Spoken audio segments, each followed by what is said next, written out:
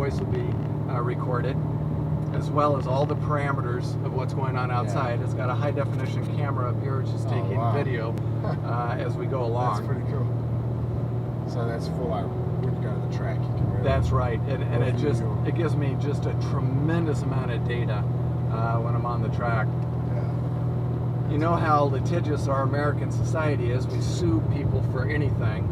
There was actually a lawsuit on this PDR because you can turn it on in valet mode, and when it's in valet mode, it's automatically taping everything.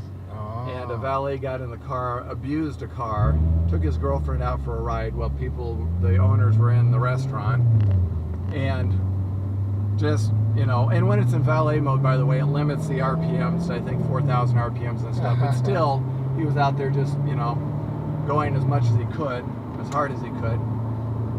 Came back unaware that it was being taped and all that. The owner got back, reviewed it, and showed it to the valet's boss, and he got fired. And the guy sued because he was being videotaped. He and his girlfriend are being videotaped without their knowledge. And they had a private conversation. And so they sued because no one notified them that they were going to be recorded. It's amazing to me, but even though it was in a private vehicle. Even though it was a private vehicle and they were doing things they should not be doing. So I don't know how the lawsuit came out, but in any case, I'm supposed to notify people that they're being recorded, so we don't get sued. Put a line in there. So yeah, that's right. Nobody will read it. Now we got our tire temperatures up to snuff. The engine oil's come up. The transmission is warmed up. So things are coming along real well in terms of getting the car settled in.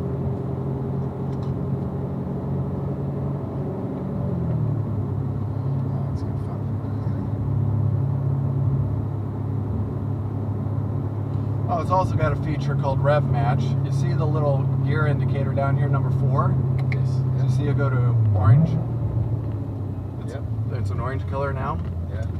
It will match the revolutions of the engine to whatever gear I'm in when I downshift, when I have that on. I'll flip it again, it's white, I'm in control. When it's orange, it's in control. I didn't blip the gas, it did its own. So I'll show you again. So I'm in 4th gear, I'm going to go to 3rd. The car did that, I didn't. I'm going to go to 2nd, watch it. All I do is push the clutch in, put it in a gear, and it automatically brings the revs up to right where you want to be. Prior to that, of course, I had to do it myself.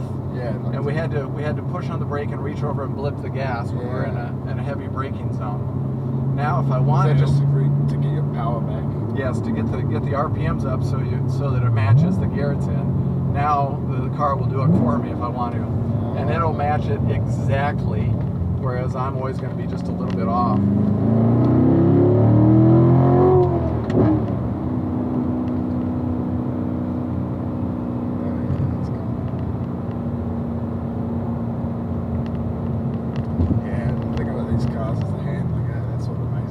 Yeah, the handling is just awesome, there's no doubt. It just sticks to the road. And you can feel it's a little choppy. It's because I've got it in track mode. I'm going to go ahead and turn it down, clear it to touring mode. And it'll quiet down. And also, it's handling those bumps much gentler. You still feel them, but it's much softer than when I'm in track mode. And you can just change it on the fly. Yep, change it on the fly. We're in touring now. Now we've gone to sport mode. And then I'll flip it again and we'll be in track mode. Cool. And since I still have the yellow on, it'll automatically rev match for me.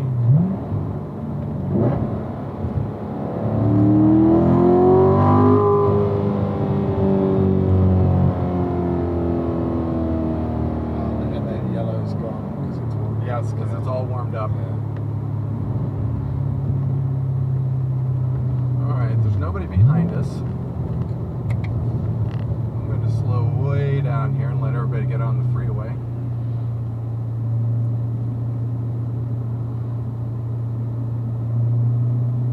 There's one car coming, but he's quite a ways back there. And then we're going to hit the gas when we're getting on the freeway.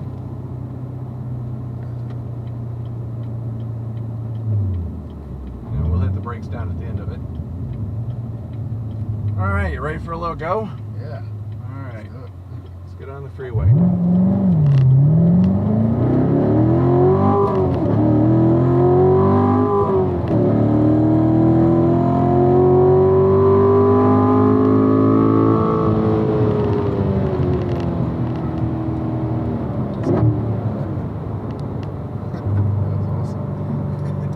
That was 0 to about 107 miles an hour, and that was just using 3 gears. Wow. But we were right at the top of the rev limiter. In fact, when we play it back later, you'll see that if I would have tried to go any further, it would have taken power away, because we were right at the top of about 6,700 RPMs. Yeah.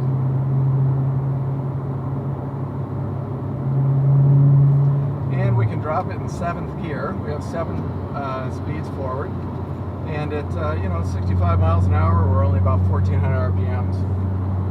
So this car will get about 30 miles to the gallon on the That's freeway pretty good. in 7th gear, Yeah. because it's just barely kind of idling along.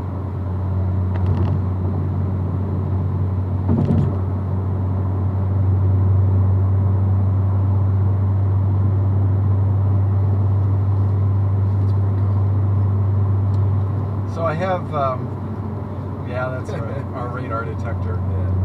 Kind of keeps me informed if there's any radar being run. It's also GPS enabled, so that's why it's got the speed. It's fairly accurate in terms of matching the speed of the vehicle. And that speed's pretty accurate? Yes. Because I know a lot of cars are like slightly out. Yeah, no, it's pretty spot on. Turn around, go back the other way. I like to give it a little double punch, so when the numbers are white, that's me. Yeah, I revving saw the that, engine. yeah. That one was you. How long have you been, doing track kind of stuff?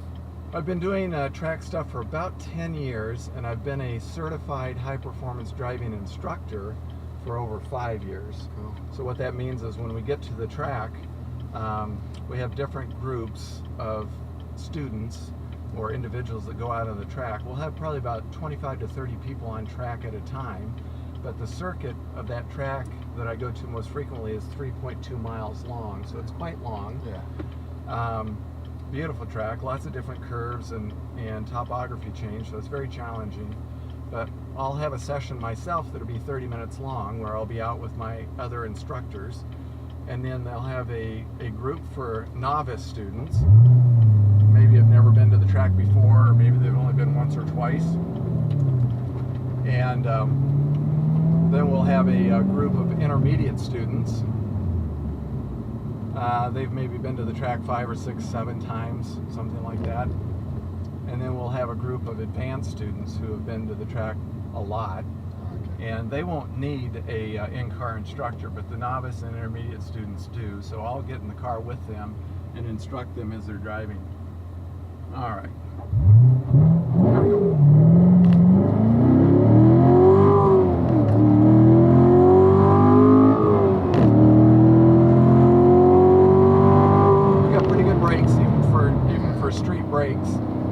Down pretty quickly. And by street brakes, I mean the actual brake pads that I use on the street are totally different than the brake pads that I use on the track. Okay. The ones I use on the track are very high metallic content, because we'll get these brakes up to around 12 to 1400 degrees. Wow. They're just burning hot. Everything on the track is burning hot. And these normal street pads wouldn't last probably 1 or 2, maybe 30-minute sessions, and they would be totally toast.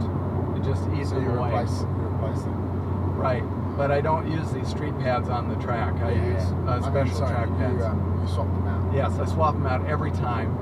I go to the track, I put on the track pads. Even doing that, the track pads will last maybe, the fronts maybe 2 events, which would be 4 days on the track, maybe.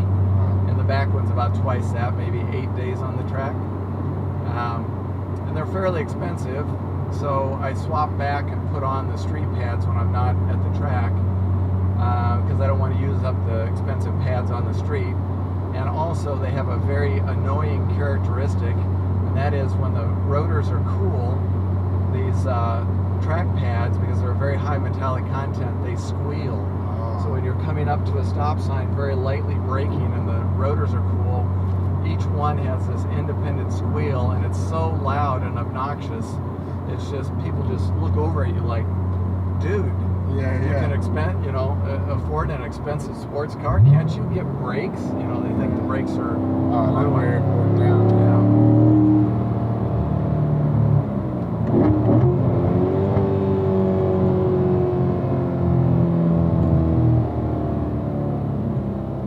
So for that reason, I always switch them back to the street brakes, and they're more than adequate for the street. The track pads are very good brake. I mean, when we're braking, because we're coming down from 150 miles an hour down to probably 40 miles an hour to make the next turn. That's scrubbing off, 90 miles an hour in probably, I don't know, a couple hundred yards. Wow. It's very intense. And you do that over and over and over and over in a 30-minute session. Is that the track in Virginia? Yeah, it's Virginia International Raceway, exactly. Yep, good memory. Yeah. You gave me a sticker last time. Oh, did I? Yeah. All right. Yeah, I still got that, yeah. I may have another one if you want one. That's good. I forgot about that. Did you go for a ride with me in the blue Corvette? Yeah. Okay. Yeah. So what's your impression of this one versus that one, or are they pretty similar? I'm struggling to remember. This one, maybe the handling was. Yeah. I mean, that could just because you said you told me the difference. Right. No, I remember the on-ramp. That was pretty good fun last time as well. Yeah. Yeah. We'll have a recording of this whole one, and then I can pull it off and I'll put it on YouTube, and then you can watch it anytime you want to. I have a whole YouTube channel that's just full of track videos. Oh, really? Yeah, if you really get bored sometime, you can watch track videos. Some are somewhat amusing because I've caught people spinning out in front of me or something like that. It's always worthwhile having it run, even if I'm, not going to use it for anything else other than watching the video portion of it. I don't want to be too big of a jerk here.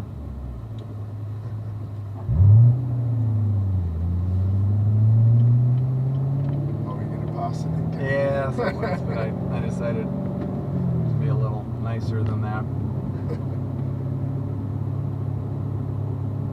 You can see our tire pressures come up from 34 to 37. Yeah. And on the track I'll gain routinely 10 to 12 psi. The tires get so hot, of course, that the air expands and increases the pressure in them.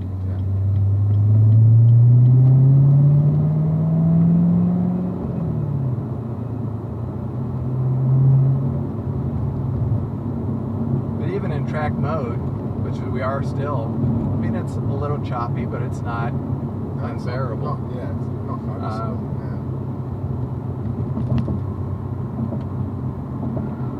Usually run in sport mode. It's just it takes a little bit of the edge off.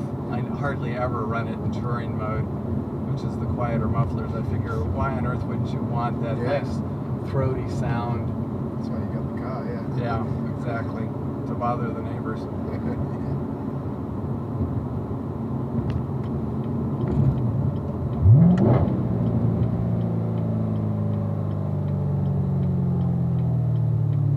And these tires are stock tires as well. Michelin has done a phenomenal job with engineering these tires. These are the best tires I've ever had on the track. Really? You might remember with my blue one, I swapped out the tires every time I went to the track. These are so good, they're all I drive. I run them on the street, I run them on the track. So not a second set of tires and wheels, same ones. Oh, that's good. And they really do a great job. Michelin is, I can't say enough good about them. Yeah. So the only difference really when you go to the track is the brake pads, is it? Yes, that's correct. The brake pads and the rotors. I keep the brake pads and rotors married up. Yeah, so you don't have to adjust. Yeah, and the material on the brake pad actually fills in the little pores on the rotors, and they kind of marry up better. Okay. So if you use a street pad on a rotor and then put a track pad on it, they will not be quite as efficient as if you keep them married up with the same material. So when I go to the track, I'll pull this whole set of rotors off. I'll show you when we get back to the garage. And then I put on a different set, same kind, but a different set that are married up to the track rotors, or the track pads rather. And was that like experimental, or you learned that, or how did you know to do that? A lot of the people on the forums back when I was getting started are tremendously helpful. So you go out to the internet, or just the people at the track. Yeah. There's a great community. It's like any other hobbies, like rugby. Yeah. You know, there's people that have done it for years, and they're happy to share their experience. You know, with people that are kind of coming up in the sport or the hobby. Yeah. And same thing is very, very true. So that was a very early tip that I got from, you know, one of my track friends. And that one served me quite well, because it really does help on the efficiency of the braking. It's all about the brakes. Everybody thinks that it's all about the accelerator at the track. Really, it's all about the brakes. Yeah. Because you can get going fast, but if you can't bring that speed down and handle the corners, then you know, all the power in the world is not going to help you. That wakes everybody up.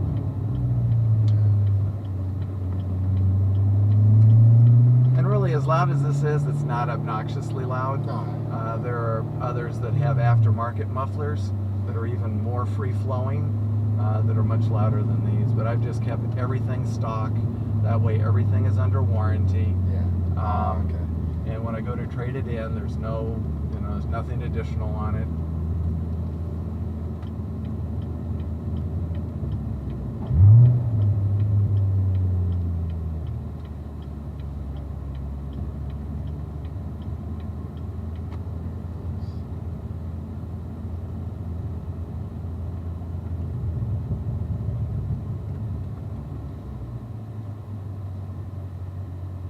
These guys over here lived in South Africa. Really? Yeah, we should go over and meet them. Yeah. Yeah, I'm going to stop our recording.